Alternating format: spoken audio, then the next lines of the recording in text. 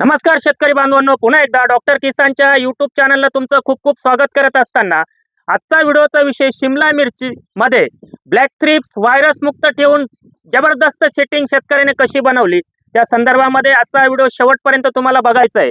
Professor Shimla मिरचीच्या व्हरायटीमध्ये आपण professor व्हरायटीमध्ये उभे आहोत आणि ओपनचा प्लॉट आहे। आपण सांगली जिल्ह्यात मिरज तालुक्यातून हा व्हिडिओ घेतोय। आपण या ठिकाणी सेटिंग जर बघितली, जबरदस्त सेटिंग आहे। डॉक्टर किसानचं मार्गदर्शन घेऊन ब्लॅक थ्रिप्सचा प्रादुर्भाव अतिशय नगण्य, त्याचप्रमाणे व्हायरसचा कुठेही प्रादुर्भाव नाही, डाउनी मिल्ड्यू पावडरी मिल्ड्यू नाही, मर रोगाचा प्रादुर्भाव नाही। मग कसा बनवला हा प्लॉट डॉक्टर किसाननी, आपण त्या शेतकऱ्याकडे जाणार आहोत। दादा, आपलं पूर्ण नाव सांगा। नमस्कार, माझे नाव बापू लक्ष्मण वाघमोडे, राणा सिद्धेवाडी, तालुका मिरज, जिल्हा सांगली। आपला मोबाईल नंबर? माझा मोबाईल नंबर आहे 9527116132, 9736111777। आपली रोपवाटिका पण आहे, काय नावाने आहे? आमची रोपवाटिका पण आहे स्वतःची, वाघमोडे हायटेक रोपवाटिका, सिद्धेवाडी खंड, तालुका मिरज, जिल्हा सांगली। आपल्या रोपवाटिकेतून कुठल्या कुठल्या प्रकारचे रोपं जातात? आपल्या रोपवाटिकेमध्ये सर्व भाजीपाल्याची रोपं, वांगी, मिरची, टोमॅटो, कोबी, फ्लावर, झेंडू, डबू, ऑल ओव्हर क्रॉप्स मध्ये जाते आपली। आणि कुठल्या कुठल्या लोकेशनला रोपं जातात? आपली आता महाराष्ट्रामध्ये सांगली, कोल्हापूर, सातारा, सोलापूर, पुणे, कर्नाटक? नगर, कर्नाटकमध्ये 7 जिल्ह्यामध्ये जाते। अच्छा, पूर्ण बेळगाव, विजापूर, हुबळी, धारवाड, पूर्ण खालीवर। तर ह्या शिमलामध्ये तुम्ही डॉक्टर किसानचं मार्गदर्शन घेतलंय, एकंदरीत काय अनुभव सांगाल तुमचा? डॉक्टर किसानचं आणि आपलं म्हणलं तर मी पहिला स्टार्टिंगला फेसबुकवर बघून मी ऍड झालो। अच्छा, फेसबुकवर बघून मी परत ऑनलाईन कन्सल्टिंग करून त्यांच्या मार्गदर्शनाखाली सेटिंग बघा ना। प्लॉट चालू केलाय। हम्म.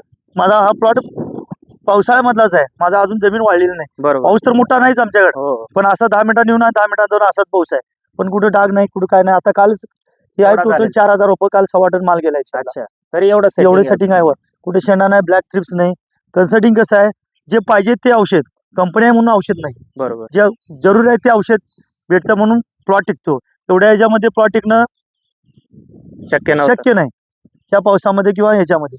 तर मित्रांनो, ब्लॅक थ्रिप्स व्हायरसचा प्रादुर्भाव असेल तर 2 फवारण्या घेताना पहिली फवारणी 200 लिटरला, सेटिंग दाखवा।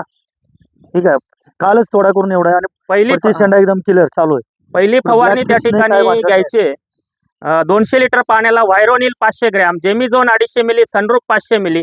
दुसऱ्या दिवशी ड्रिप मधून द्यायचं एकरी 1 किलो व्हायरोनिल आणि त्याच्यासोबत तुम्हाला घ्यायचंय 500 ग्रॅम ॲसिटामाप्राइड। अतिशय सुंदर रिझल्ट ब्लॅक थ्रिप्स आणि व्हायरसला त्या ठिकाणी येतील। एक 3 दिवसाने 4 दिवसाने पुढची फवारणी घेताना ओरिंडिस अल्ट्रा 200 मिली, सिमोडिस 200 मिली, सिजंटाचं ओरिंडिस अल्ट्रा आणि सिमोडिस 200 मिली असा एक स्प्रे घ्या। 2-3 दिवस जाऊ द्या।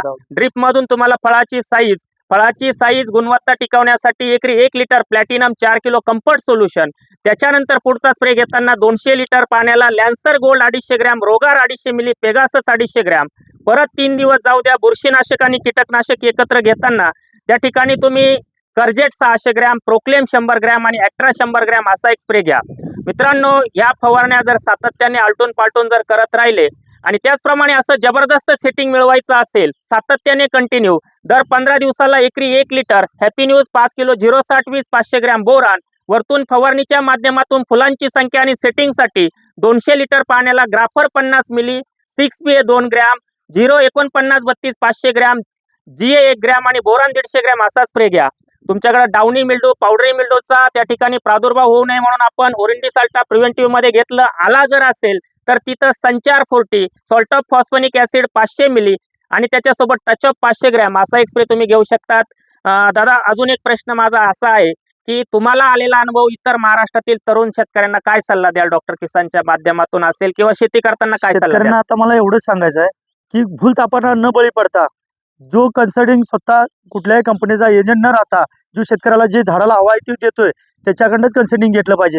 की नाही की माझी कंपनी आहे म्हणून माझं कपायसाठी किंवा मी हा. एजंट आहे म्हणून त्या कंपनीचं 25,000 वर्षाला त्या कंपनीचं म्हणून हे औषध घालो म्हणून देऊन शेतकऱ्याचं नुकसान करण्यापेक्षा जे शेतीला आवश्यक आहे झाडाला ते देतोय, तोच कन्सल्टिंग कोण आहे? भलं डॉक्टर किसान असू दे, अगर आणखी कोणी असू दे, बरोबर, अगदी बरोबर। जे योग्य आहे, जो झाडाला जे हवा आहे ते जो कन्सल्टर देईल त्याचं कन्सल्टिंग शेतकऱ्यांना घेऊन कमी खर्चात कसं आपल्याला जादा उत्पादन काढता येईल हे बघणं गरजेचं आहे। आता हे पूर्ण 100% माझा प्लॉट हा ऑनलाईन कन्सल्टिंगवरच आहे डॉक्टर किसानच्या।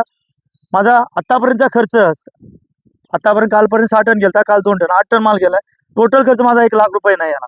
बरोबर, कमी खर्चात जास्त उत्पादन आहे। जे डॉक्टर किसानचं ब्रीद वाक्य आहे, खर्च कमी उत्पन्न जादा। आणि त्यांनी सांगितल्याप्रमाणे मी नेहमी सांगत असतो की तुम्ही डॉक्टर किसानचीच निवड करा, असं काहीही नाही। परंतु आपलं शिमला असेल, टोमॅटो असेल, डाळिंब शेती असेल, इतरही कुठलं पीक असेल, तिथं त्या पिकाला योग्य वेळी कोणतं अन्नद्रव्य व्यवस्थापन करायचं, किती खत किती प्रमाणात द्यायचं, त्याचप्रमाणे फवारणीच्या माध्यमातून कीटकनाशक कधी आणि कोणतं कुठलं द्यायचं, मग कधी बाहेर असेल कधी सिजंटा असेल, ज्या मॉलिक्युलची आपल्याला ज्या कंटेंटची त्यावेळेस त्या पिकाला गरज आहे याची निवड करणारा कन्सल्टंट त्या ठिकाणी 100% शेतकऱ्यांनी निवडला पाहिजे. मग तो डॉक्टर किसान असेल अजून कुणीही असेल, पण एक गोष्ट लक्षात ठेवा की दिलेल्या प्रॉडक्टचा 100% त्या पिकावर गरजेनुसार रिझल्टच आला पाहिजे, तर त्या कन्सल्टन्सीची निवड करा. हे अगदी मला 100% मान्य आहे आणि मी हे बऱ्याचशा वेळा शेतकऱ्यांना सांगत असतो. आणि हेच काम डॉक्टर किसान नेहमी प्रत्येक शेतकऱ्याच्या हातून कसं घडवता येईल आणि त्याच्या पिकात त्याचा उत्पादन खर्च कमी ठेवून उत्पादनात वाढ कशी करता येईल, त्याची जमीन सातत्याने सुपीक कशी राहील, बॅक्टेरियांच्या संख्या जमिनीत चांगल्या राहतील, ऑर्गॅनिक कार्बन जमिनीतला वाढत चालेल आणि खतांचा खर्च कमी होऊन शेतीची उन्नती होईल, हा एक निष्कर्ष या व्हिडिओमधून तुम्हाला देण्याचा आम्ही प्रयत्न केला. हा व्हिडिओ तुम्ही शेवटपर्यंत बघितला. सांगली जिल्ह्यातून मिरज तालुक्यातून व्हिडिओ आवडल्यास तो लाईक आणि शेअर करायला विसरू नका. जास्तीत जास्त शेतकऱ्यांपर्यंत पाठवा. धन्यवाद.